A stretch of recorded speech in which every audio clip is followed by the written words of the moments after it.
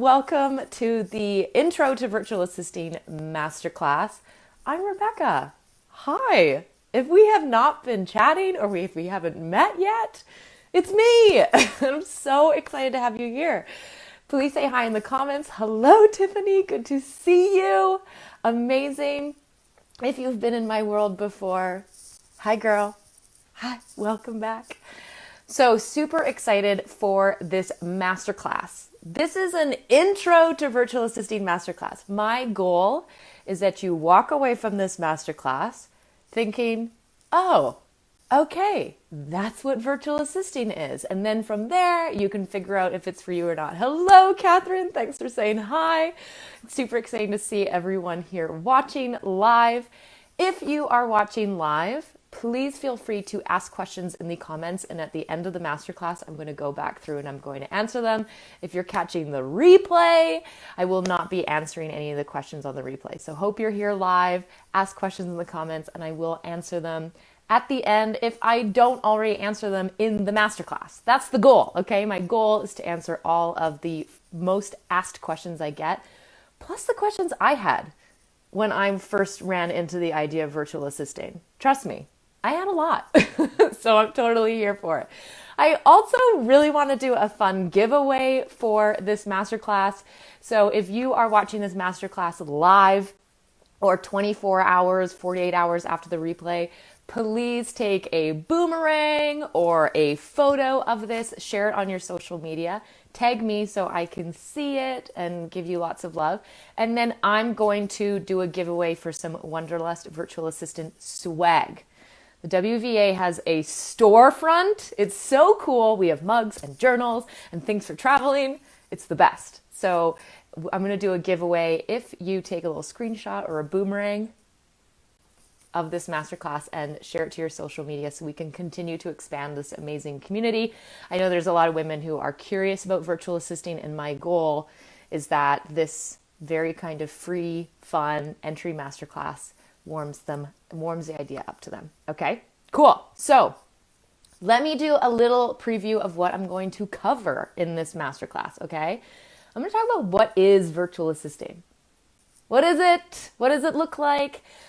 What kind of services do virtual assistants offer? Okay, there's a wide range of services that we offer, and I want to list off a couple, and hopefully you're like, ding, oh my gosh, I could do that. I could totally do that. Okay, we're going to talk about what are the prerequisite skills and experience you need to have as a virtual assistant. You probably already have them, P.S. That's like my motto. You already have what it takes to become a virtual assistant. I want to walk through what a day in the life of a virtual assistant looks like, okay? A lot of us are kind of hanging around this. Is it too good to be true? How is it possible? I'm going to paint a really realistic day of a virtual assistant. So you can be like, oh, virtual assistants do work. Yeah, we do work. It's not all rainbows and butterflies, okay? I'm also going to talk about what goes into starting a virtual assistant business. Business, big, scary word. Oh my gosh. I remember when I was learning about virtual assisting, I heard the word business. My immediate thought was like, tax fraud. Oh my gosh, I'm going to end up in jail. Okay, so I'm going to go into what goes into starting a virtual assistant business so that you can get an idea, okay, of all the steps. And I'm going to bust some of my favorite myths around virtual assisting. I get them a lot, okay? So let's dive into this masterclass. Super, super excited. Again, if you have any questions, you're watching this live, pop them into the comments and I will be answering them at the end. So let's start off. What is a virtual assistant? Okay. A virtual assistant is a remote freelancer who provides online services and support for businesses and entrepreneurs. Or even individuals, like anyone. I'm also going to talk about who hires virtual assistants, okay? So this can be small business owners. This can be brick and mortar stores. Maybe it's a yoga studio. Maybe it's a retail store. Maybe it's a coffee shop. I know lots of virtual assistants who work with coffee shops, which is super cool. Could be e-commerce, solopreneurs. And when I say solopreneurs, I mean a one-person business. Maybe they're overwhelmed and they want to hire a virtual assistant to help them with some of the back-end businessy stuff. Okay. lots of people can be working with virtual assistants, and I am going to dive in a bit later on like who exactly those clients are and how many clients you should have. Okay, so that's a question I'm going to answer. What I really want to circle back on is when I said a remote freelancer. What does that mean? Okay. Another kind of interchangeable term is independent contractor. So I'm always saying on my social media, I'm always saying in my teachings, like, hey, become a virtual assistant, work for yourself. And some people might be like, what does she mean by work for yourself? You still have clients. Like you've got clients, are you working for them? Technically, no, okay? I'm very, very particular with my language. I say virtual assistants work with clients. You do not work for clients. So independent contractors are not employees. Okay, that's that buzzword I really want you to hang on to. Independent contractor. So what does it mean when I say virtual assistants are independent contractors? It means you work for yourself. You are your own boss. Yes, you work with clients. However, you set your own rates and you raise them when you want. So no need to wait for a promotion, no annual review, and then your rates are presented to you. You are not told what you will earn at this job. You say what you charge to provide the services that you provide. Okay, so that's a big independent contractor one. Another feature of an independent contractor is, yes, ladies, you do set your own schedule. You do work whenever you want. Now, does that mean you never work? No. It just means that you set your hours of availability. You choose the days of the week that you work. You tell your clients when you are not working. You truly set your own schedule. Let me reaffirm this by saying, legally, if you are an independent contractor, your clients cannot mandate a certain schedule. They're not allowed. An employee, yeah. If you are an employee of a company, the company can say, we want our employees to work from 9 to 5. And you do. As an independent contractor, they cannot do that. You tell them when you are available. Now, you may choose to be available between 9 and 5. That's great, okay? That's fine. Clients can have preferences. Clients may be looking for a virtual assistant and their preference is to partner up with a virtual assistant who's in a particular time zone, who works a particular window of hours. That's fine. The client can have a preference and match up, but they cannot mandate it. Cool. Very cool. That's another independent contractor thing, okay? On the business side of being an independent contractor, you pay your own taxes. Eek! Did anyone's heart race like I remember mine did when I heard that? I was like, oh, I have to pay my own taxes. I don't even know what that means. How do I do that? Tax fraud. I'm going to jail. Like immediately, right? Right? So as an employee, what happens is taxes come off of your paycheck and you might not notice that they're happening. You might not notice that you are paying taxes as an employee. They're coming off of your paycheck. As an independent contractor, all that means is that when tax time comes around, it has not been coming off of your paycheck, and so you will need to pay taxes. Regardless, taxes are getting paid. It's just when tax time comes along for your independent contractor business, you send that money to the government. It's nothing scary. Trust me. I know. Okay? So this also means on the business side, as an independent contractor, you pay for your own office supplies. Okay? If you see clients or if you see companies looking for virtual assistants and they say like, we'll provide the phone, we'll provide the laptop, I want you to really dig into that, question that, because actually as an independent contractor, you supply your own laptop to yourself, you supply your own phone to yourself, you provide your own pencils, paper, all that kind of stuff. But because you are an independent contractor and those things, those pieces of supplies are for your business, at tax time, you expense them. You write them off. What does that mean? I will be teaching about that in a totally different program. That is something beyond this masterclass. Okay? So yeah, you provide your own stuff, but you expense it because it's for your business. Super cool. Okay. And the last thing I want to dive into about what does it mean to be an independent contractor, this is kind of I want to be really realistic for you at the beginning, is you will be providing for yourself your own benefits, retirement plan, all that kind of stuff. Now, where I really kind of want to challenge and start a bit of a discussion is that when it comes to benefits, retirement plans, all that kind of stuff, insurance, and a company provides it. If we're an employee and a company provides it, we might think, oh, that's so great. That's a perk of working with that employee. But a lot of people think that those are perks because they actually haven't researched what it means to provide that for themselves. So yes, as an independent contractor, you're not going to be on a company's benefits, but you run your own business. So you now get to choose the different benefit packages you want for your business, if you do, and you are in control of your retirement plan. That might sound terrifying, but it might sound terrifying because in fact, you haven't actually looked into it ever before. It's something that's been taken care of for you before, right? If your whole life someone cooks dinner for you and then suddenly you're left to cook dinner, you're not going to know anything about cooking dinner. But it doesn't mean that you can't learn, and it doesn't mean that maybe you're going to cook a freaking awesome dinner once you know how. Okay?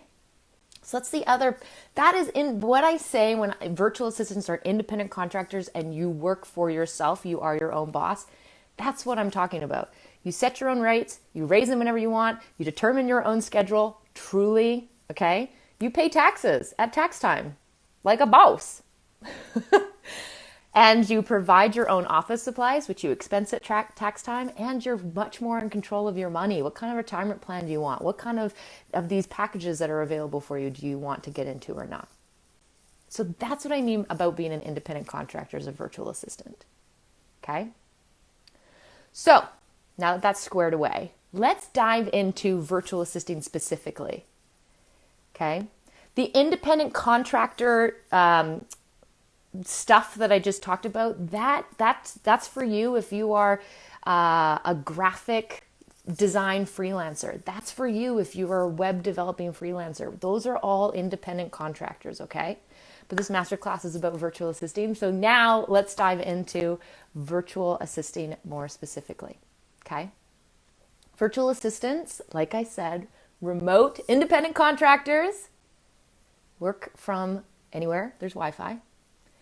And they normally provide services in 4 pillars. Although I've seen virtual assistants provide services in anything and everything.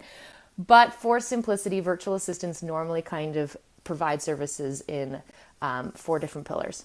So the 4 pillars are 1, general admin. Ding, ding, ding. Everyone's lights should be going off and being like, I could do that. Yep. 2, social media support. Some of you got the bells going off. You could probably do that as well. 3rd pillar is design. And a 4th pillar is tech. Okay. Admin, social media, design, and tech. Those are the 4 main pillars. However, I cannot emphasize enough that not only are those pillars huge and encompass a lot, but anything outside those pillars, virtual assistants can help with as well. Okay, so let's dive into each really quickly and give some examples. My goal for giving you examples is that you have this light bulb moment where you're like, I could do that. I could provide that service today. Yeah. Okay, so general admin, let's jump into that pillar. General admin is really what you think of when you think of an assistant, okay? General admin, this can be life stuff. You already do general admin in your own life. So you could definitely provide it for someone else, okay? So some examples of general admin are email management. You might be a really organized person and your email inbox doesn't have a lot going on, or you're not inundated with 100 emails a day. Some entrepreneurs are. They're inundated with 100 emails a day and their inbox is a mess and they need someone to help them with it, or it'll take hours for them to do it, okay? Calendar management, booking appointments. Pretty simple, right? But time-consuming things that someone just needs a virtual assistant to help them take care of. Booking travel, personal tasks, maybe support email, customer email answering, right? Some customer service emails. Those are some examples of general admin that you can be helping both in someone's business, someone's life too. We can all relate to general admin in our life taking up a lot of time, and yet it needs to get done. Cool? Okay, let's jump into pillar number 2, social media. Almost every entrepreneur or business has social media, or they should have social media. That is the number one marketing tool of today, so they need to have it. However, they might not love managing it.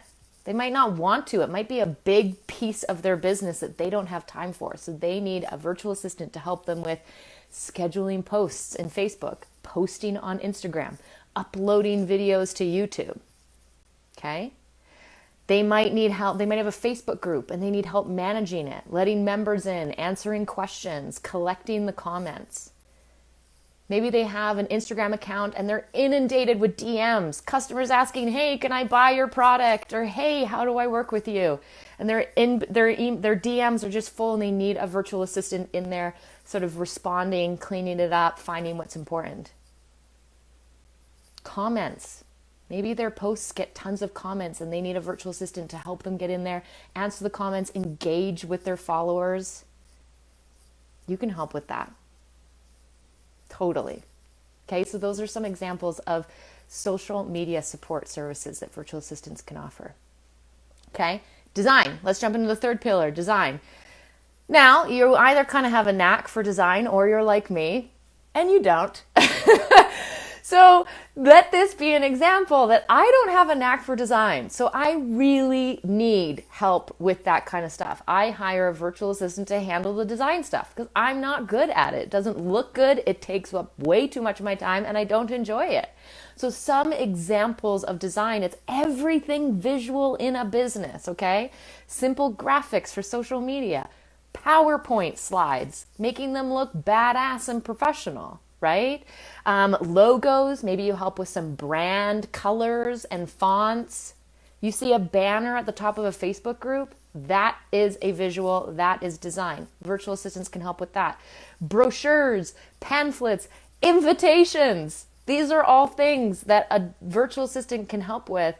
And when I think of them, because I'm not design savvy, I'm like, I can't do that. And that's why I would hire a virtual assistant to help. Okay? And the fourth main pillar is tech.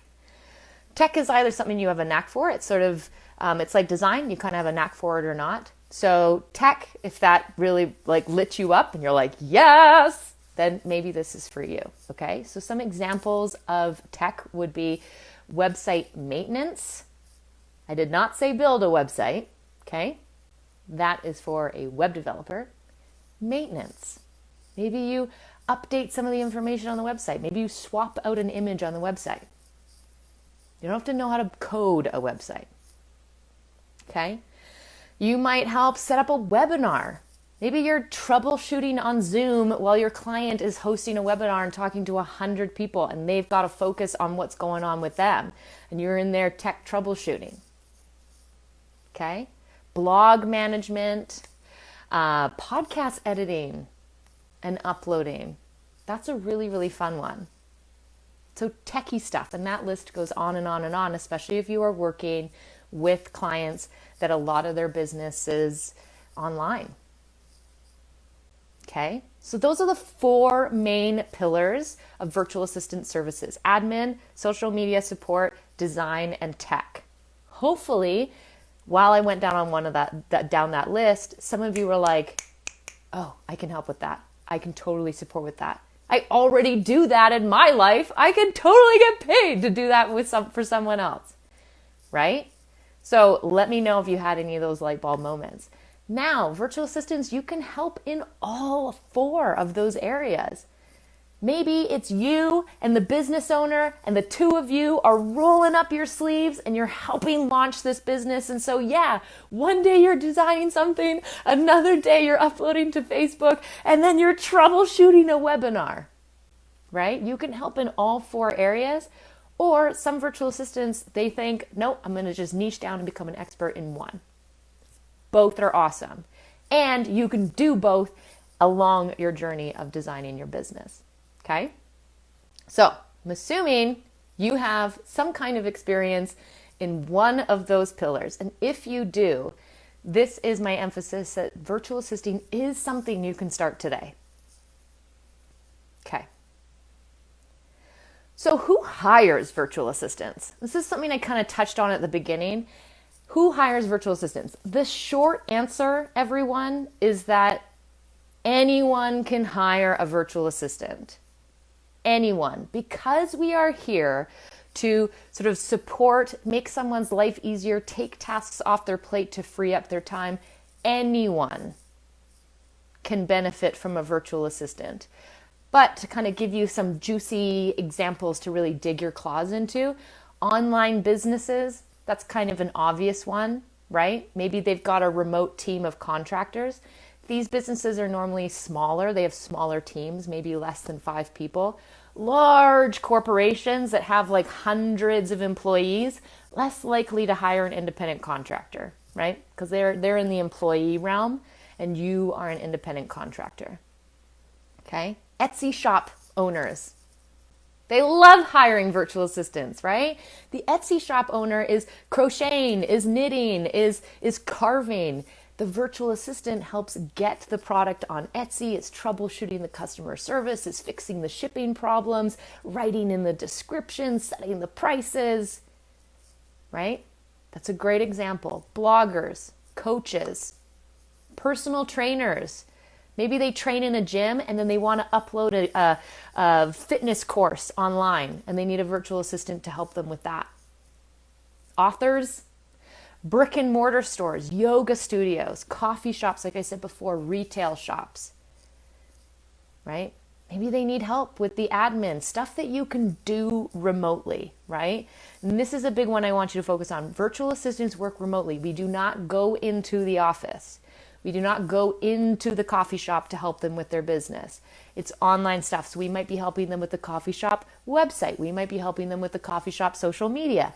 Things that can be done remotely, and a lot can be done remotely. A lot, especially in today's day and age. Okay? So one of my favorite analogies for, what virtual assistants do and what kind of clients they can work with is what I call the baker analogy. And I think this really kind of helps people see the benefit of a virtual assistant.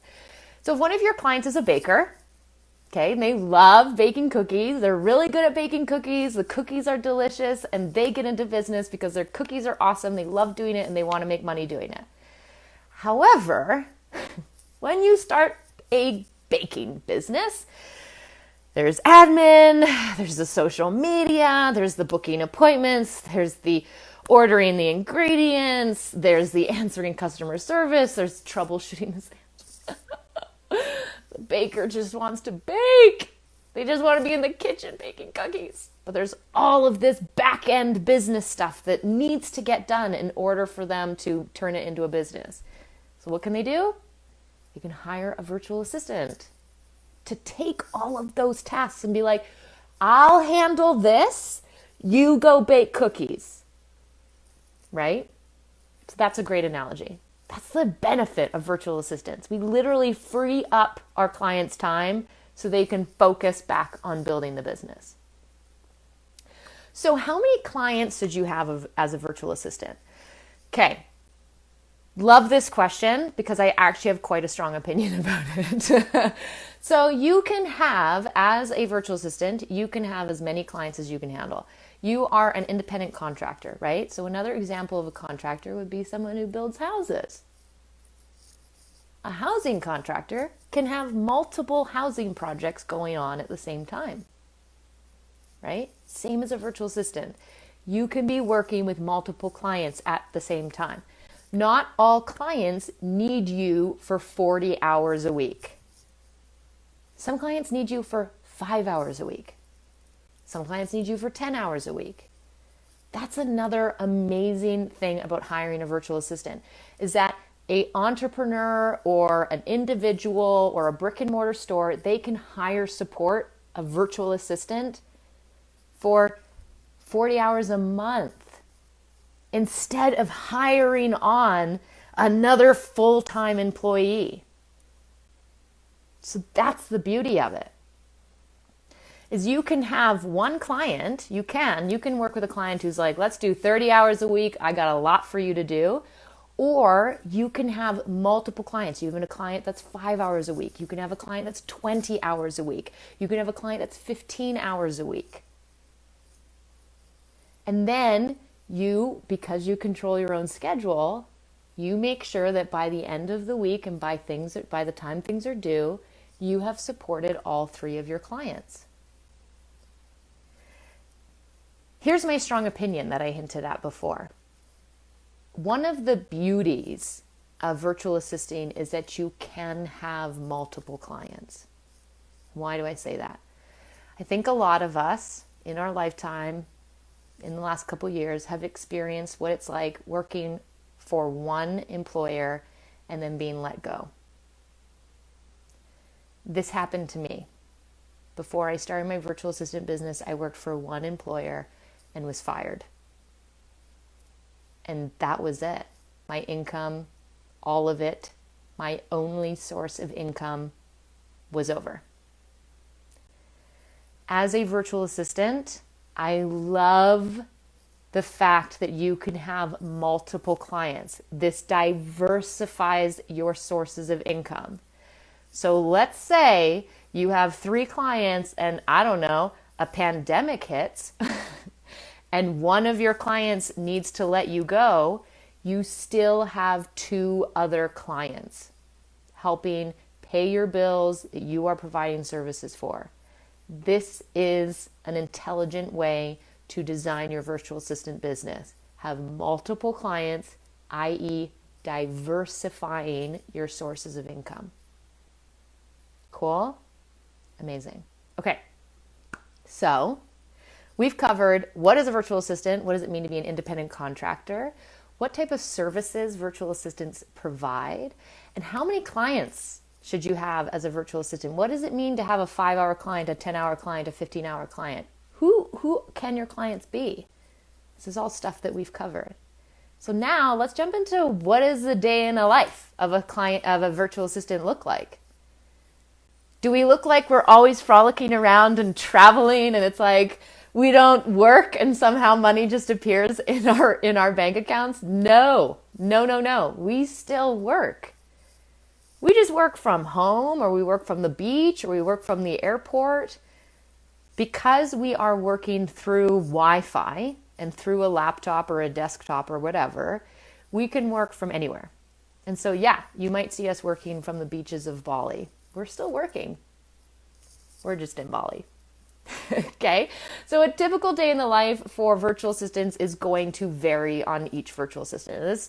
Maybe you've got kids and you've got to work around their soccer practice and they're getting them to school, or maybe you're taking care of parents or whatever. So every virtual assistant schedule is going to look very different, but let me dive you through a typical day, okay? So, typical day of a virtual assistant: wake up when you want. This is me, right? Wake up, maybe you do a bit of a morning routine, maybe you work out, you make yourself breakfast, you pour yourself coffee, and then you sit down and you're going to work a couple of hours on your client A. We're going to call them client A.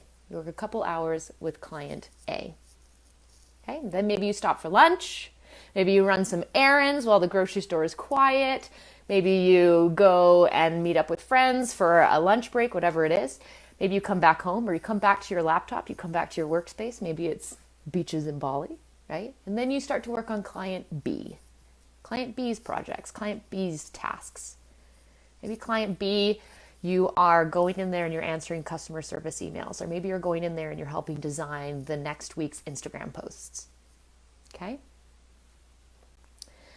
Then after you're done working for client B, you then hop into client C's tasks. Maybe they're only a 5-hour-a-week client, so you quickly wrap them up, you get that squared away, and then your work day is done.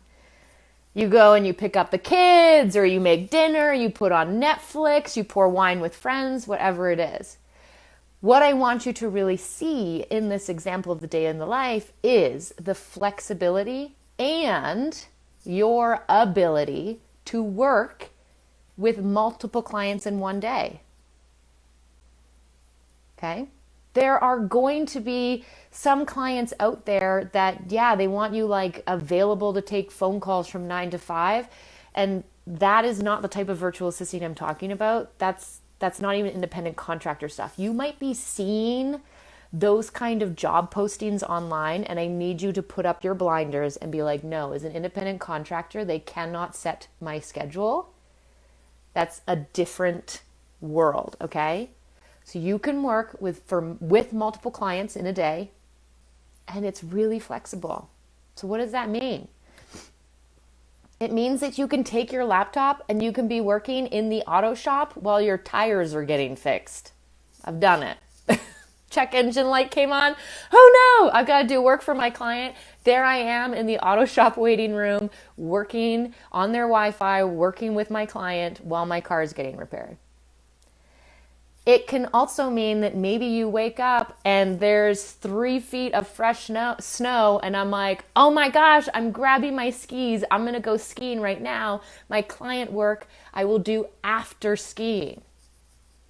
I will get to it. That's what I mean by flexibility. It also means that you can plan ahead. Maybe you've got a trip in 2 weeks. And so you contact your clients and you're like, hey, I've got a trip in 2 weeks. I'm not going to be working. Let me get ahead on my work. Maybe that means you're doing work in the passenger seat of your car while someone else is driving on your epic road trip around the United States. And you're hotspotting off the data of your cell phone. It's so cool, everyone. It's so cool. So it's that flexibility. Yes, we work. Of course we work. But when we work, at what time of day, where we work. Maybe we're working at our kids' soccer practice game on the side. That's where the flexibility comes in. We will still get the work done by the time it needs to get done. But when we work on it and where we are when we're doing it, that's the flexibility. Okay? Amazing. So, that's a typical day of a virtual assistant. Independent contractor, what that means with that flexibility, right? And there's actually legal rules around being an independent contractor. Like your client cannot tell you when you're supposed to work. It's a big one that VAs miss, okay? So now let's jump into some of my favorite myths and let's bust them! Woo! Mythbusters! That was definitely the Ghostbusters song I was singing too. Okay, so the biggest myth I get hit with all the time, and it's actually exhausting. It's really hard to deal with, but sometimes I talk about virtual assisting and people flag it as a scam. Okay?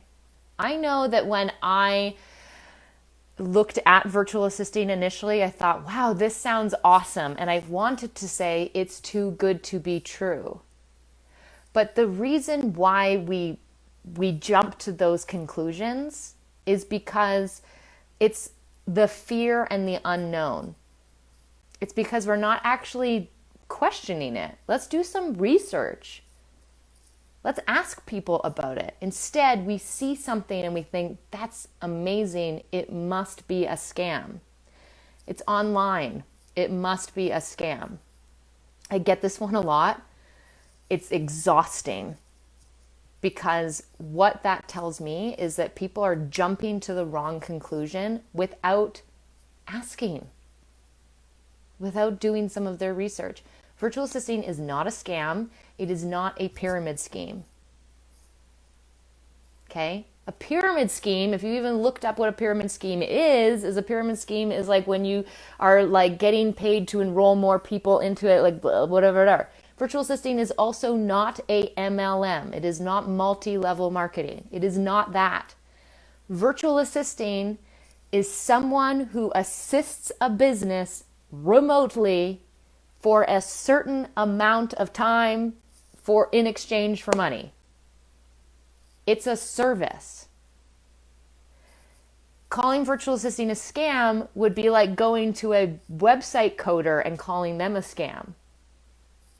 Or going to a graphic designer and being like, you're a scam because you create graphics online and then send them to your clients, and that's a scam, right? It's not. It's not a scam. That's all I'm going to say about that, okay? Another myth is that you need a website to get started. You need a LinkedIn. You need a Facebook business page. You need 10,000 followers on Instagram. You need all of these things before you can even start. No, you do not need a website to start offering virtual assistant services. You do not need a fancy Instagram account. You do not need a Facebook business page in order to find clients and start offering virtual assistant businesses. If you are thinking that you need those things, here is your permission from me that you don't. And by continuing to tell yourself you think you need that to get started, all you're doing is putting up an excuse that is delaying you from beginning the journey. So you don't need it. You don't. If it is something that you eventually put into place later on, cool beans. Awesome. I'm here for that. But you don't need these things to get started. Okay? Most virtual assistants that I mentor and coach do not start with a website.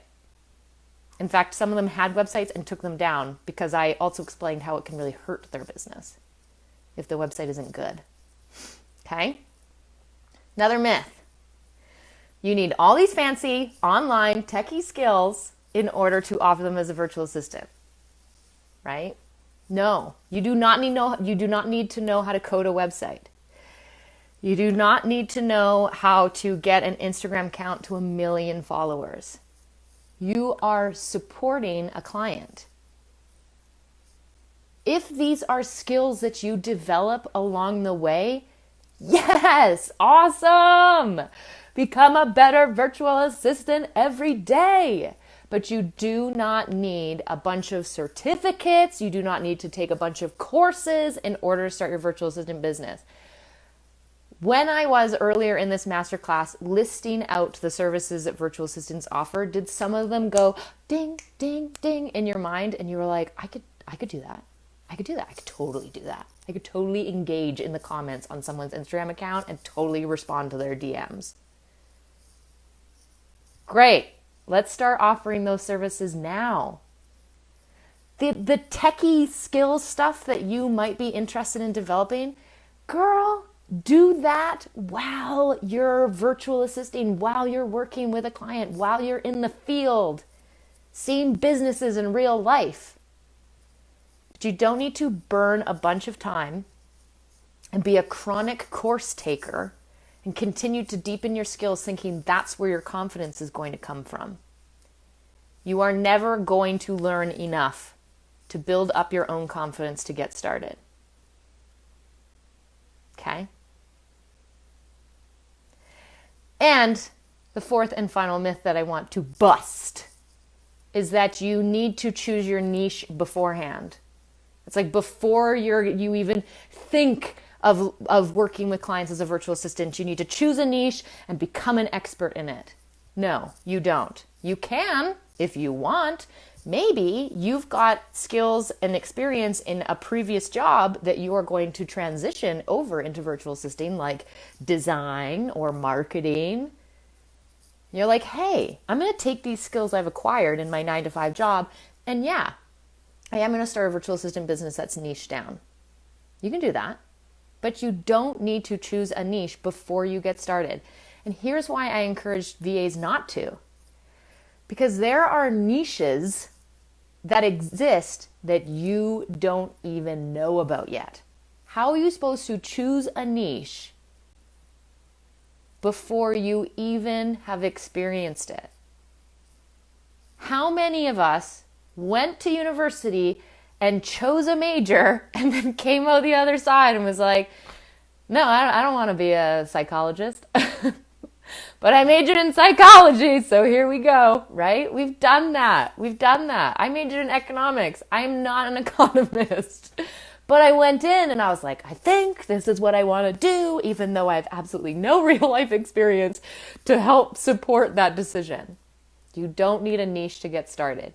You already have skills to start offering as a virtual assistant. And then when you're playing in the field, in real life, you're going to be starting to see things in parts of business that are like, oh, that's cool. I'm actually really good at that. Okay, when I started my virtual assistant business, I started off offering general admin, okay? Because that's what I had experience in. I had executive assistant experience. So I found clients as a virtual assistant and I helped them with calendar management, inbox management, getting them set up for meetings, scheduling appointments. That's what I did. That's how I got in. Then, as I was working with my clients and sort of saying yes and getting involved in their business, I learned about something called email marketing, which I had never heard of before, and totally fell in love with it and realized I was really good at it. I would not have known that at the beginning. So that's why I really encourage virtual assistants to head in to virtual assisting with a really open mind, trusting that they can figure anything out, and then maybe they end up really falling into a niche or a love that resonates with them, but only once they had that exposure. So those are the 4 main myths. Is it a scam? No, it's not. It's so exhausting. It's not. Okay. Second, you don't need a website to get started. Third, you don't need to have a whole bunch of online skills and certificates and doodads and gold stars and A+s to get started. You don't. Okay. And 4, you don't need to choose a niche before you dive in. Maybe you'd have, cool, but you don't need it. Okay. So we've covered a lot. But what I want to sort of now jump into is you're like, great, cool, virtual assisting, I can do it. Rebecca's totally right. I've got some skills I could start offering as soon as today. Independent contractor, I understand what that means. Day in the life, cool, yep. I know when I would work. I understand that I could work with one client for 5 hours and then maybe 10 hours and then whatever, okay? All these gears are making sense. So you're like, yeah, I'm in. I'm great. This is going to be perfect for me. But what goes into starting a virtual assistant business? What are the parts? What are the puzzle pieces that you now have to put together because you're going to be building this thing from scratch? What goes into it? So let's talk about that, okay? So the 4 main steps, the first one is you've got to put together the business. The businessy stuff, the fundamentals, the scaffolding of the business, okay? So this means banking. You got to set up the banking. You've got to start tracking your income, what comes into the business, and tracking your expenses. What does the business pay for? You've got to learn how to do that. That's something that maybe your corporation's accounting office always did. Well, now you get to do it for your own business, okay? You have to create an invoicing system. You have to connect that with your bank account so you can receive payment from your clients and it can go into your bank account and then you track it so that when tax time comes around, you know how much income you've made. You need to know whether you register your business or not. When do you register it? If you don't register it, what does that mean at tax time? Okay, creating your agreement and contract. That's also part of that business tank we're building. Okay, and the essential tools that you want to have set up in your business that make remote work really easy. Remote project management. How do you do that? Efficient remote communication. Okay, I don't encourage virtual assistants to communicate with their clients via email. Email is Messy, things get buried. Reply alls, oh, the worst. So what are those essential tools that allow you to set up a fully functioning business and offer services totally remote? Because you can work with clients from anywhere in the world. So that's the business part that you need to set up. Whether you're a VA or a freelance graphic designer or a freelance web developer, the business foundation is the same. You got to set that thing up. That tangible, I holding this business. I holding. English. Okay? Then, great, you've got that set up. You're ready to receive clients. Now you need to find clients as a virtual assistant. You can't just put a scheduling link in your Instagram bio and think that clients, your unicorn clients, are just going to fall on your lap. How do you find clients? Okay? If you're not going to start with a website, what is that VA profile that you can send to them so they understand who you are and what services you offer? Where to find clients, and heaven forbid, where not to find clients. Why Upwork is not where you want to find clients. Please don't go down the Upwork danger zone. How to apply for clients so that you sound professional. There's a lot of virtual assistants out there, but trust me, more than 50% of them are not your competition.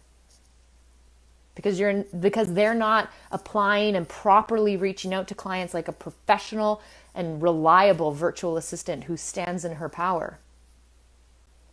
Okay, how to network, how to create connections within your own community and friends and family. And then from that, what are the tips and tricks for when you maybe are working with friends and family in business, but then you also have to protect the relationship. There's a lot of that too. So that's part 2 of starting the virtual assistant business, is finding clients. Part 3, how do you conduct a discovery call? What's the difference between a discovery call and an interview as a virtual assistant?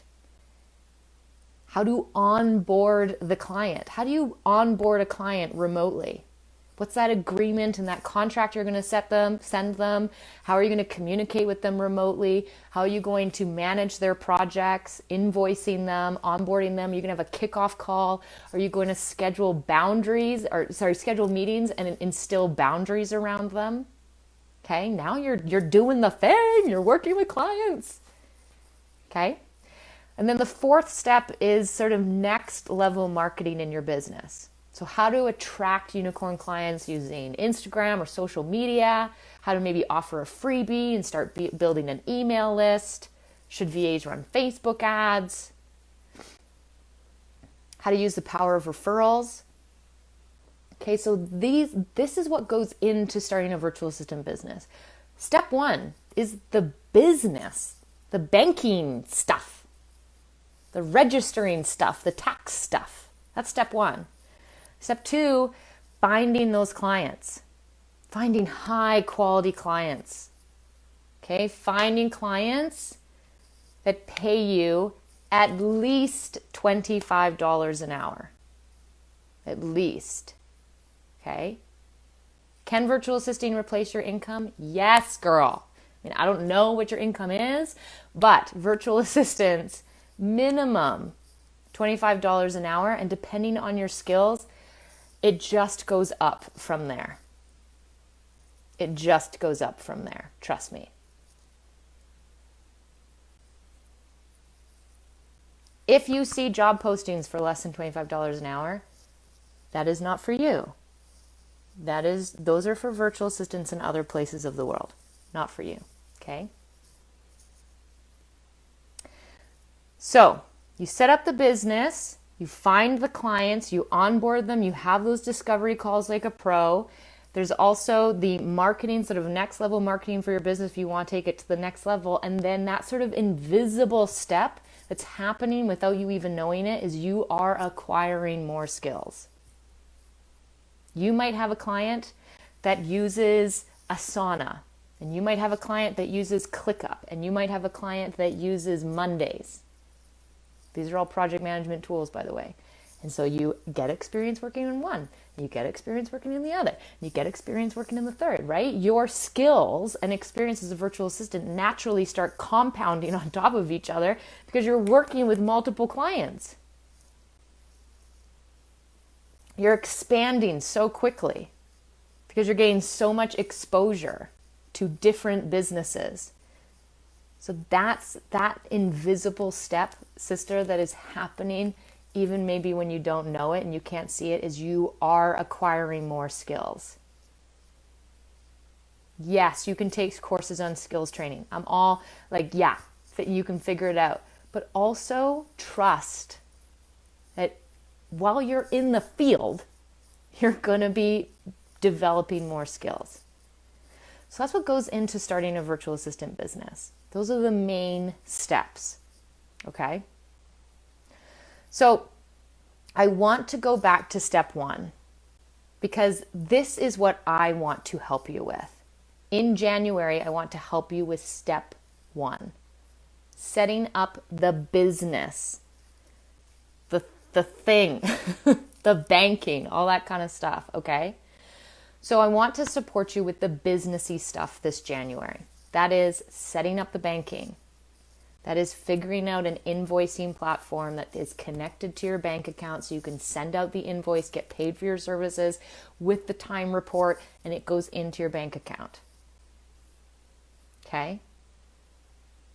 I want to help you build that spreadsheet with income, expenses. What does that mean? What can you expense? What does it mean to expense your laptop? What does it mean to expense your rent? What does it mean to expense your pencils, some of your phone bill? What does it mean to expense enrolling in a business course? I'm going to help you with that, okay? We're going to talk about taxes in Canada and the US, and what does it mean for your taxes when you work with clients in other countries. You can work with clients from all over the world. They don't have to be in the same country. What does that mean for your taxes? That's what we're going to talk about in January, okay? Taxes, to me, they were so scary. They're luckily not that complicated, but there's something that you don't want to get wrong.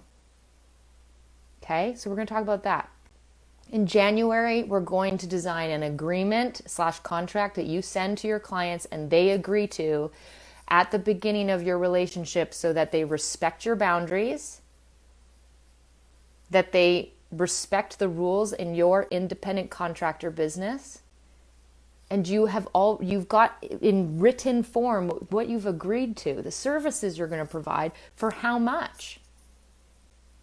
So building out that agreement/contract that your clients will agree to before you start working with them so that you are protected. Okay?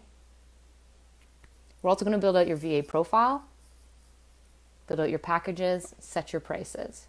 If this is something that you've already done, girl, these things are always evolving. So we're always evolving because our VA profile, that's going to expand as we expand. Rates are going to go up. Always. We're always increasing our rates, right? And our packages are going to develop as well. We're going to learn how to customize a package for our clients. And maybe you're like, can you do a little something for me, right? We're going to learn how to do that. And then we're also going to talk about boss mindset. This is an invisible part of starting a business that always catches women by surprise, always catches my students by surprise. They have spent a lifetime being an employee. They have spent a lifetime being told what they're going to get paid, being told what is expected of them, and being told when they're supposed to show up to work, have lunch, and leave at the end of the day. Now, you get to determine those things, but you have no experience doing that. So we're going to talk a lot about boss mindset. What does it mean? Like, how do you reprogram your brain to start thinking like a boss, and how are we going to develop that? So this is what I really want to help you with in January. And that's it. Just that step. After that, yeah, we're going to be finding clients. After that, we are going to be learning about onboarding clients and next level marketing and maybe some skills. But ladies, step one is just getting the business stuff set up. And that's what we're going to do in January, okay? So I'm running a program in January. It's going to be 3 to 4 weeks. I haven't determined the time. I think there's going to be like a bonus 4th week. It's kind of what I'm feeling. 3 to 4 weeks. It's going to start January 10th. We're going to set up all that businessy stuff. It's going to be an action program, okay? I'm going to be like, hey, go and open those other bank accounts. And then I want you to come back the next day and be like, I did it. I'm going to be like, yes, right? It's going to be a really action-based program. At the end of the 3 to 4 weeks, I want you to be like, oh my gosh, look, I'm holding it. I've got a tangible business in my hands, and I am so ready to find clients and start receiving payment and working with them. And I'm going to have so much confidence having that business, okay? So this program is going to be hosted inside a private Facebook group with all the other ladies who have enrolled. This is really fun because this creates like a really intimate community, and inside the Facebook group is where we're going to be cheering each other on. It's also where we're going to be asking all of your questions, and I'm going to be answering them inside that Facebook group. We're going to be celebrating wins like it is nobody's business. I want you to come back to that Facebook group and be like, I now understand taxes. And we're going to be like, yeah, right? That encouragement, that motivation. This might be a brand new experience for you, but when you get to do it with a bunch of other ladies inside a private Facebook group, it is like a party. Trust me, it's so fun, okay? So you're going to be inside a private Facebook community, daily mentoring, and I'll be in there answering all your questions. This is where I'm also going to do all of my live trainings, very similar to this masterclass. So I'm going to hop into that Facebook group and be like, hey, live training about taxes, Canada versus US. Tune in. And then those trainings will also sit in that Facebook group and you can rewatch the replays. Maybe you can't attend it live, so you pop in and you watch the replays. Okay? We're also going to have group coaching calls with me. Yes! Literally hopping on Zoom with me as a group, and you're going to maybe have an opportunity to ask me some questions and receive coaching from me over Zoom. Any questions that you want to bring to these calls. It's super, super fun. I love them. They're also like a small little party. And you are going to have lifetime access to this course. Okay? So it's not self-paced in that like you can join and then go through it whenever you want, because I don't see good results from that. I see results of like all of us getting in and ready to party at the same time. And it's like, okay, ladies, we're all going to work on this week. And everyone's like, okay, and we're keeping each other accountable and motivated. And then I'm going to be like, hey, hop on this coaching call with me to keep you accountable. Don't give up. Come on, don't give up. Keep pushing through.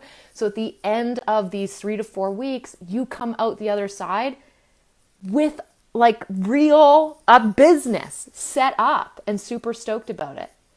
If this is something you've been delaying for months, maybe a year, you can accomplish it in 3 to 4 weeks as long as I'm there encouraging you, pushing you, and the other women are there pulling you along, cheering you along. Okay? So that's what this program in January is going to be about, setting up the business. And then once that's set up, we'll focus on getting clients at another time, one step at a time, okay? So this one's going to be nice and bite-sized. It's going to start January 10th. Super excited. It's not a high commitment, ladies. If you've got a vacation somewhere after January 10th, like totally fine, right? You have lifetime access to this course. You can catch the replays. So I want to talk about the investment levels of this program because there's going to be tiers. Some of you hopped in on my Black Friday sale and snagged a wicked deal for my January program. But I'm going to have an early bird investment level. I'm going to have a pre-sale investment level, and then something I'm going to call launch sale. So that's like soon before, okay? So if you're watching this masterclass live and it's heading into early December, the program is only $333. That's it. For 3 to 4 weeks with me, and you're going to come out the other side with a business setup. After that, we're going to bump up to pre-sale, which is going to be $444, probably later in December, okay? And then January, launch sale, entering into January, $555.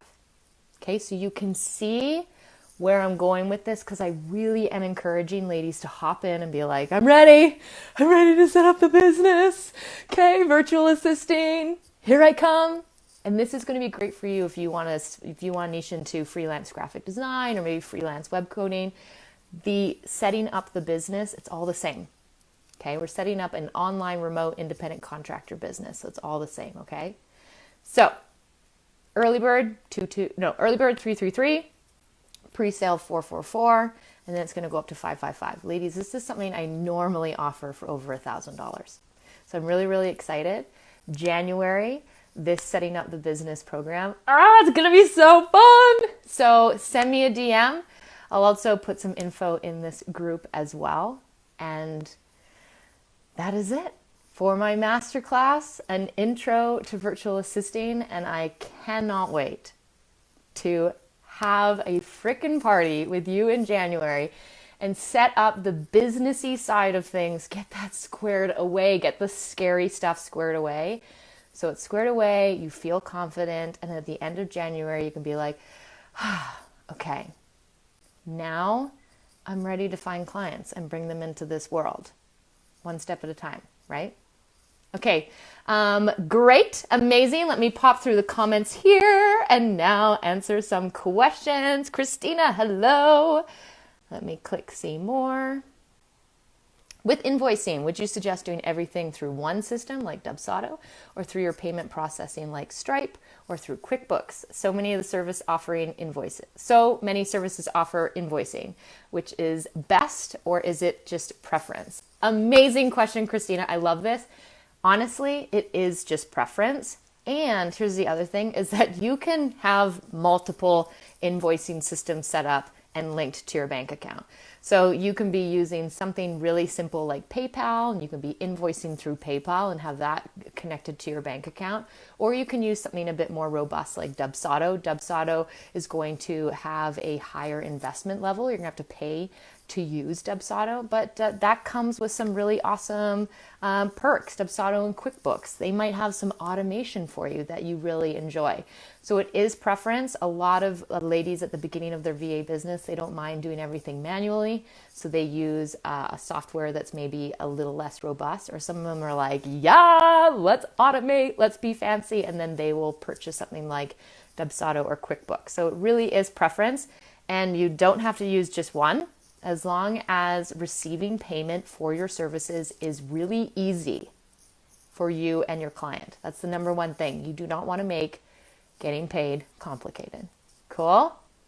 Sarah, can't wait. I'm so excited. We already have some ladies here watching this that have jumped into the January program. So it's already like a super, super awesome group of ladies. Super excited. If you have any questions, ladies, I am just a DM away. I do not bite.